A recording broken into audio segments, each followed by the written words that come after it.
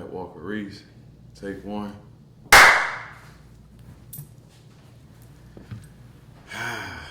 That's how you ease into it, man. For sure. You ease into it just like that every time, man. I appreciate you being here. Thank you, man. I appreciate this. I appreciate the platform. For sure. I appreciate the willingness to talk about fatherhood. For sure, man. It goes without saying, but I say it every time. I mean, first of all, welcome to the Fatherhood is Dope, the podcast. We're still in the pop-up series. We here at the PSV store.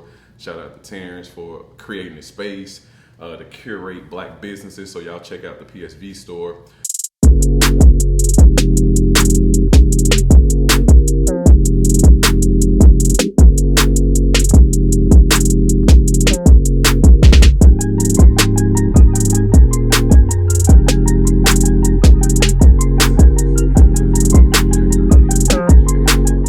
Hey, happy Father's Day 2021.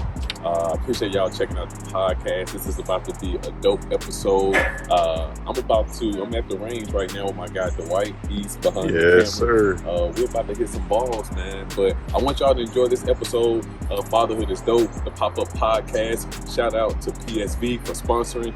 And I want you to continue to celebrate the men who show up in the lives of their kids on a daily basis. Love. I have the distinct privilege and honor of having a brother of mine, an influencer, an entrepreneur, businessman, and a father to be, Mr. Patrick Walker Reese. It's on the scene today, man. Thank you. How you feeling? Man, blessed is the word that I use right now. This is harvest season, and I tell people, even during harvest season, you're still planting some seeds, but I definitely feel like I am reaping the benefits of seeds that I planted long time ago. Yeah, for sure. Yeah, we're gonna talk about some of those seeds, man. I think, I've been around. I've seen you out there tilling the ground. You know what I mean? Don't do that. You haven't seen. You was with me pulling the plow in some of those first years, for sure. Yeah, for sure. So we've been in it, man. But how about we do this? How about we jump into a reason to celebrate you finally being able to make the Fatherhood is Dope podcast, man. So my man is a father to be. Yes. So let's talk about it. First, congratulations. Thank you. Congrats. I'm having a daughter. Her due date is September 12th. Yes, sir. Her mother's name is Brianna Smith, TSU alum out of Columbus, man. And I tell people, she is divine. She hit me one night and said, God told me I'm having a girl and I'm gonna name her Patterson. Wow. Her mom's name is Patricia. My mom's name is Patricia. My family grew up in Chicago. Her family grew up in Chicago.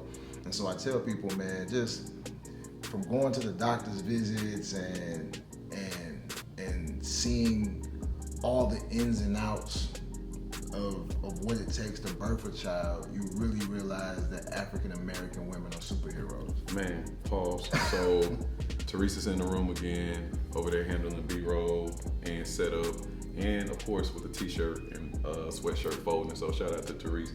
Fatherhood is dope, getting it out the mud. Boom. On that note, For sure.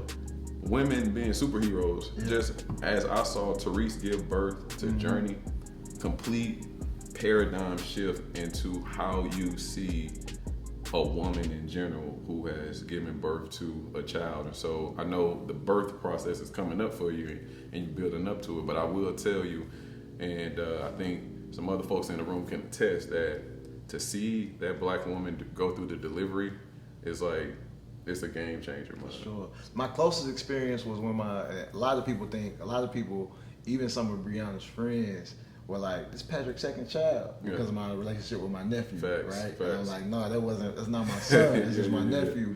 But, so I wasn't in the birthing room, I was at the hospital, of course, and we always joke, I think it was 6 of us in there, and then I left and came back, and there was 7 people in the room, and it was just amazing to be like, wow, it's another human in this room a couple hours later, right? And so, but to actually get an opportunity to kind of scrub in and be in the room, man, it gives me chills just to think about it, man. We just reached the stage, like I was looking at the app when she got ears, you know what I'm saying? And so I'm talking to the stomach.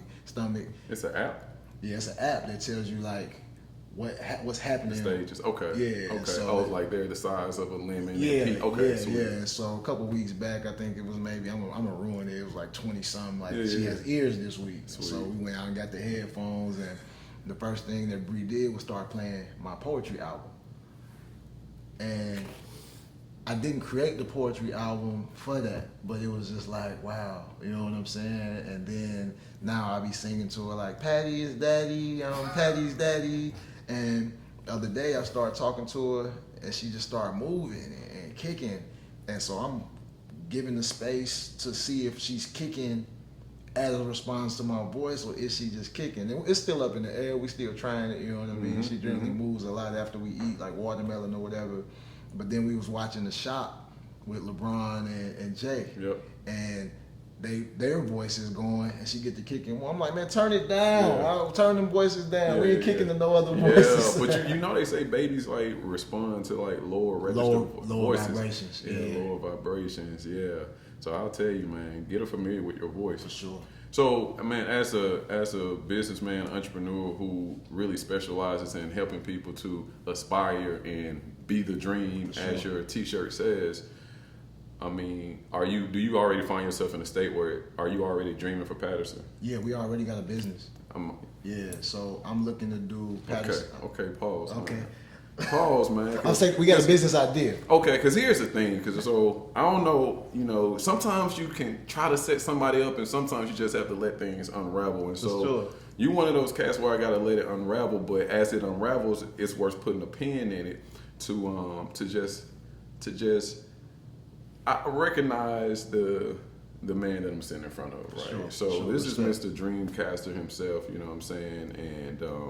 And if you follow Patrick on IG at all, is your IG account? Tell me your IG account. So my IG account is at Patrick Walker Reese. I tell people, like, I guess I've been popping the last few weeks because I kind of got hacked. So if you don't find me there, you can go over to @Live to Aspire and see a lot about the company. But at Patrick Walker Reese will be back up. We're gonna fight with Instagram and Facebook to get that going. But if you type in Patrick Walker Reese on any Safari, anything, it'll take you to my website, my YouTube, so you can find all things going on with me.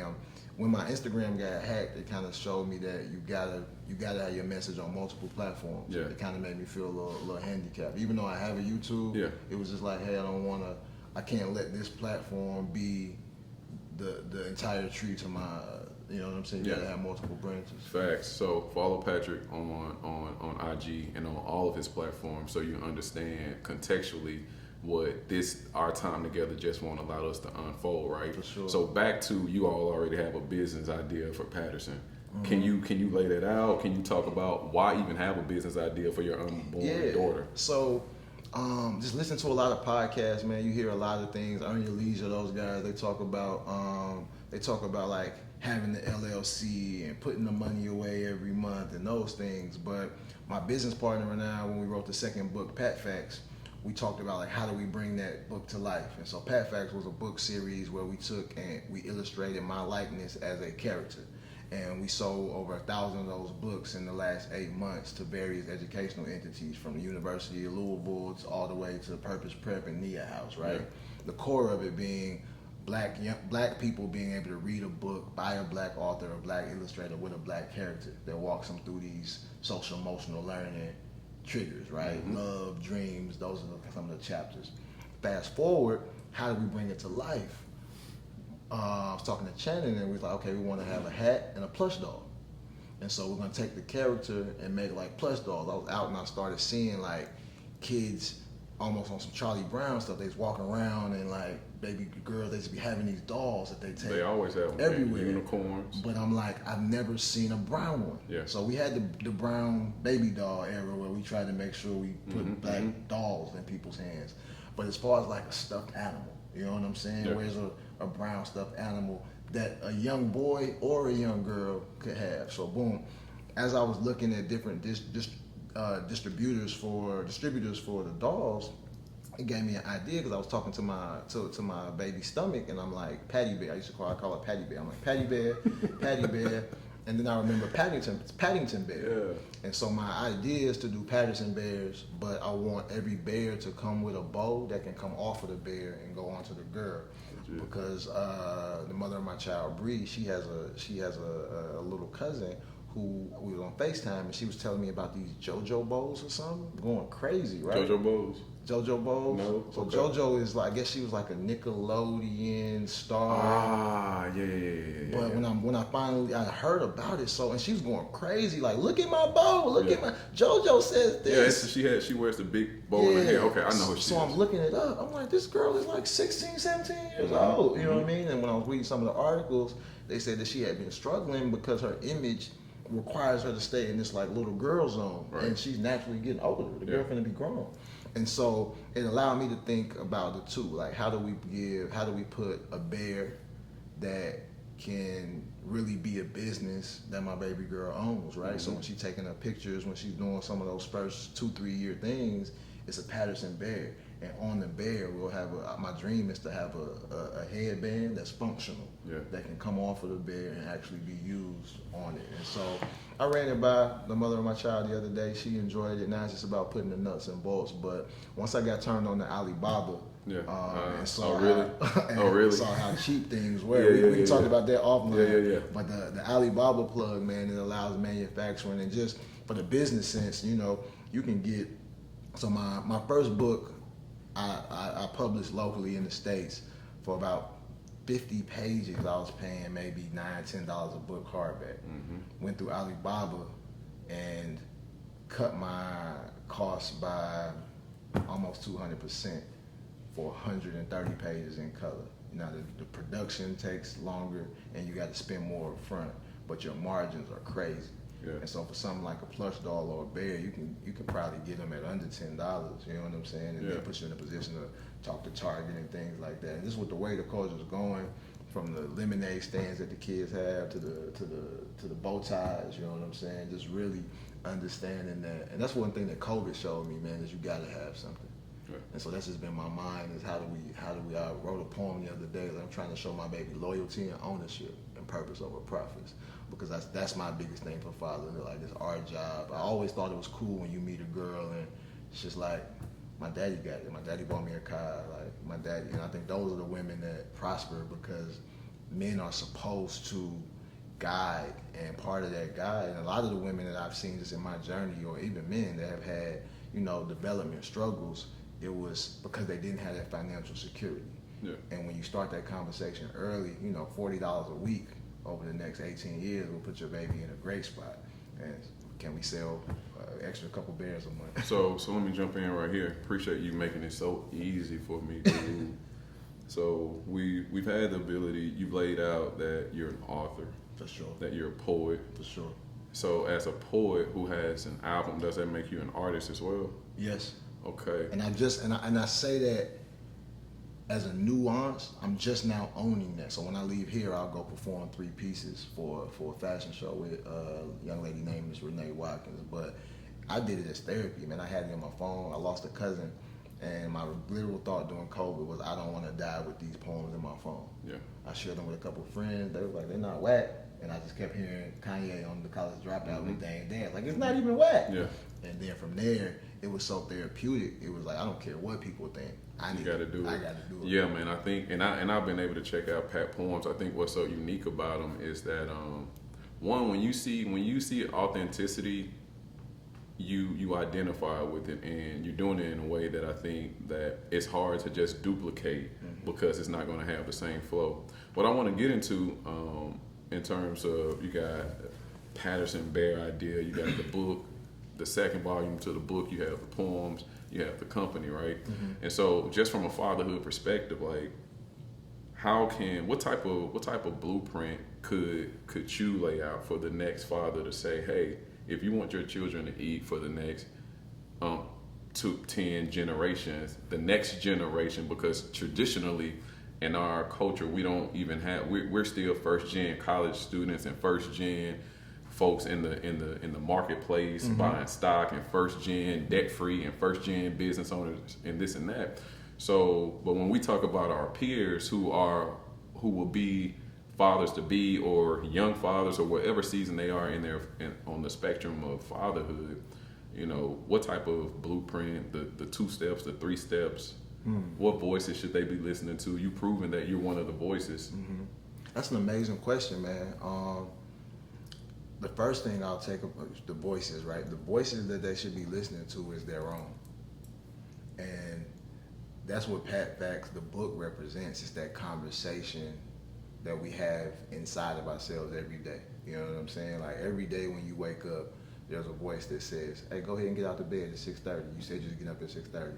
There's also another voice that says, well, you do 5 more minutes. Snooze. Do 10 more Snooze. minutes. It's a real thing, yeah. right? But most people are their life is so noisy that they can't recognize those voices as voices. But every day you listen to one of those voices, right? And so if you listen to the get up at 6:30 voice, it becomes easier to get up at 6:30. If you listen to the snooze voice, it comes to the point where the first alarm is just the precursor to the snooze button. You have no intentions on actually getting up. And I use that as a simple example, but that voice happens all day, right? There's a book called How Full Is My Bucket by Gallup that says that book. We have 20,000 interactions in every day, and successful people are the people that figure out how to make those 20,000 as many of those as positive as they can, right? So to answer your question, the first thing is create a space where you can trust that voice. Most of us have made so many bad decisions along the journey that we don't even trust ourselves when ourself says go right. One of the things where I love about the mother of my child is sometimes when you're aligned and when women, and I think women are closer to God than men are naturally, especially. That's why they have, like I tell her all the time, people like there's a double standard. The double standard doesn't lie with us. Mm-hmm. I can't grow a human in my like Brianna has a human in her body. That has to put you closer to God. I'll contest that because we the provider of the seed, but I also agree too. Mm-hmm. I also agree. And it's just like this: what's more important, the farm or the ground? You know what I'm saying? Sure. And so you know we good. That's up for debate all the time. But I think that the beautiful thing is that, and I was making that point to say that if you listen to the woman in your life, it's gonna be closer to that voice that you need to listen to. You know what I mean? And that's why the partnership, the union is so important. Secondly, I'll say from a business perspective, one of the things that's excited me about having a daughter, I feel like it's my second chance at life. I feel like I get a chance to get it right. Like nothing matters. Like September when she comes out, it's day 1. It's 0-0. So why is this your second chance to get it right? Because you heard about the stocks, you heard about financial tips, you heard about what to do, and you either did it or didn't do it with your own life. I'm 33 years old. There's some things I did, there's some things I didn't do. I knew about the Apple split in the early 2000s, and I knew that people was gonna get rich. At that point, I didn't even know where to go buy Apple stock in 2011, 2012. But I knew that people was getting rich. You know what I'm saying? Now during the pandemic, when Apple split again and Amazon split, I'm like, okay, game changer. Let me get in there. You know what I'm saying? But it still was like, boom. Now with baby girl, I can look at it I'm looking at everything from a 20-year perspective, right? And so I encourage people, I feel like when it's our journey, we trying to hit a home run every time.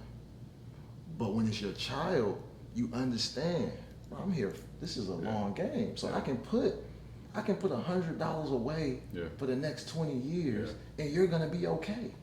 So it's just about the consistency of it. And even when I remember Bree came to me, she was like, Pat, we gotta sit down, we gotta talk about these hospital bills. It costs to have, I'm like, what? It costs money to have a baby? It's expensive to have a baby. Yeah, if you don't know that, you need to save to have a baby. I did not the whole know process that costs. you had to pay. The birthing process costs. But when she told me the number, because in my head, I'm like, oh my God, $8,000-$9,000. Yeah. And she told me the number, I was like, that's like 9 pair of Jordans that I can sacrifice and I'll be fine. You know what I'm saying? 9K, 9 pair of Jordans. No. Oh. I think it was like, I think it was like after insurance, maybe $2,200 that we owed the hospital. You know what I'm saying? But in my head, when she said we need to sit down, I'm like, oh my God, it's gonna cost tens of thousands of dollars to have a baby. And though it was money, but I could easily equate the sacrifices I can pull from this life to make this life happen. Yeah, so that's a shift in priority. A shift in priorities. Yeah. And so for me, it was cool because I had spent my last 10 years figuring out how to make money. I can go out and make $10,000 a month, $20,000 a month, $30,000 a month. Now, I may not be able to take that and go ball out. I may not be able to go Gucci, Louis Prada. I may not be able to go jump off boats in Cabo like we once were, but it's there. You know what I'm saying? And so to pull it back full circle, listen to the voice inside of you. Have a real plan. Even if you don't have a business, you can put $50, $60 to the side every month and your baby will be all right. Facts. You can get with a financial person, put that in on you. Even as a novice, you can put $100 a month, $200 a month in the market and your baby will be okay. Now, as it relates to business, I tell people your best business ideas come from something you're doing every day. If you enjoy working out, it's a business in that. You just got to be patient with it. For me, it was my communicative skills, and I had to be, and even with the part, I just had to be honest that my entire life, people's light bulb went off the most when I talked. And everybody around me can understand, if you can have 8 people in a room, for whatever reason, when it's my turn to talk, people are going to listen in a different kind of way, right? Whether it's the tone of my voice, the way I'm saying it, I don't know what it is, right? But once I found out how to maximize that, I was able to turn it into a business. And so one thing that having a child did for me, it cut off all of the noise.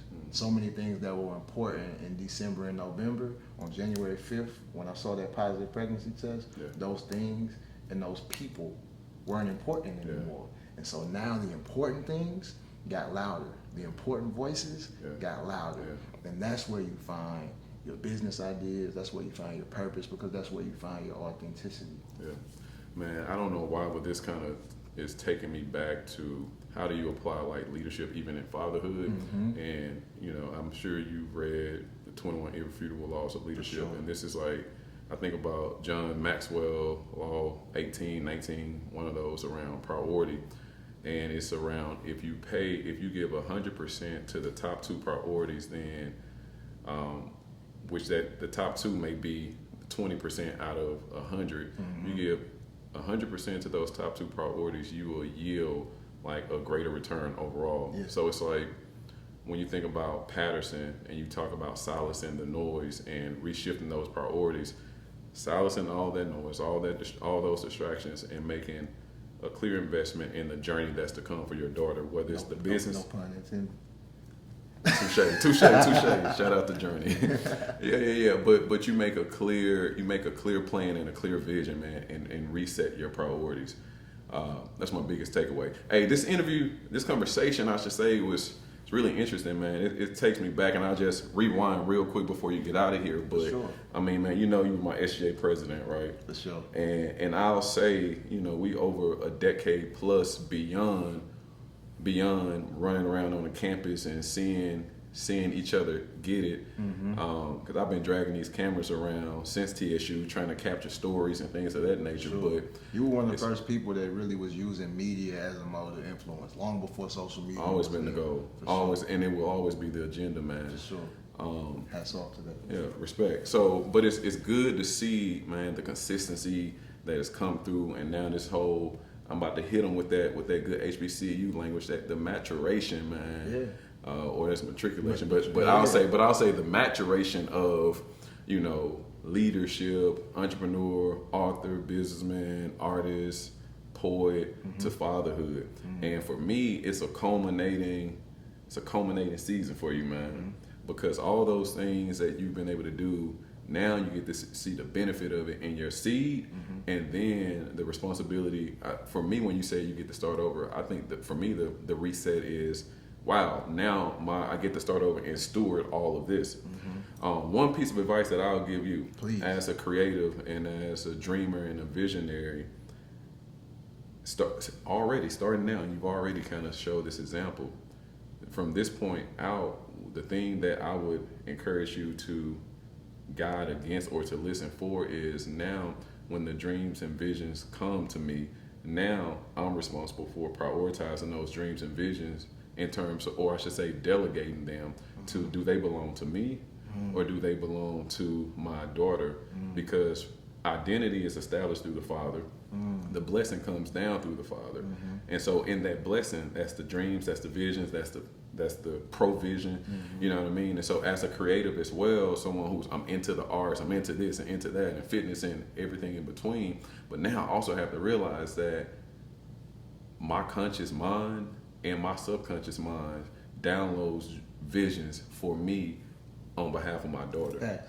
Facts. And most people miss that mark because when you continue to get the vision, you'll absorb it as yourself and say, oh, this is another thing for me to do.